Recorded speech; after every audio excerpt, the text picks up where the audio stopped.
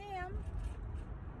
If you like our videos, would you please like and subscribe? Just a quick gold nugget. This has really been on my heart for you parents. Why don't you try something new instead of time out? Why don't you say time in? Okay, what are you talking about, Pastor Kim?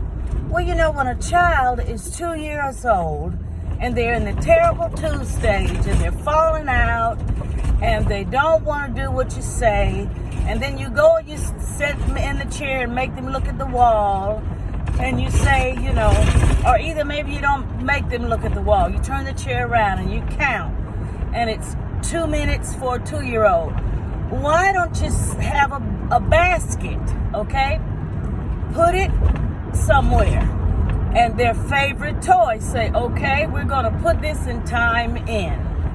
And then when you're nice again and you obey, then you can play with it. And it'll be their favorite toy. You put it in the basket. And even let them put it in the basket. Maybe you hold their hand and take it and say, no, no, no. Heaven, you don't want to obey, so we're going to put this in time in. And you take the toy and you put it in the basket. Okay, now another tip is put a chair for them beside the basket, because they're going to want to keep trying to get their toy out of the basket. And you say, no, you can sit in the chair and look at the toy, but we're going to count because the toy is in time in. And we'll count, and when we stop counting, then you can take your toy out.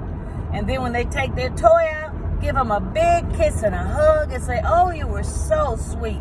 And they will learn that consequences come for your actions, but it won't be so harsh. It'll be something that they can learn to do it for themselves. And also what you can do, if you have a child that is really aggressive, maybe this child is 2 or 3 and they just cannot control their anger, I take Heaven, that's who I use for an example, one of my grandbabies. I put her in my lap and I just hold her and I say, okay, we're going to count until you calm down. And I don't let her move, I don't let her get out, I don't hurt her, but I count. And then she counts. Eventually she starts counting, and then she starts breathing. And I say, okay, are you ready to get down? Are you calm down now? And she'll calm on down. And then she gets down, and then she gets her reward. Just some gold nuggets for you, because I know that as parents, we get frustrated. Well, I've been a foster parent for 25 children. I've adopted 6 children, a sibling group of 4, 2 special need children, and then I have 2 biological children. So I'm a mother of 8 children.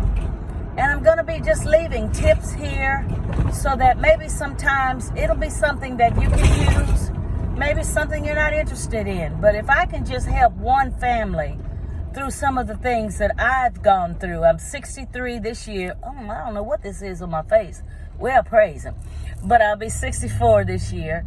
And I'm just a mom and a grandma, 1 great grandbaby, and I just love to share my story.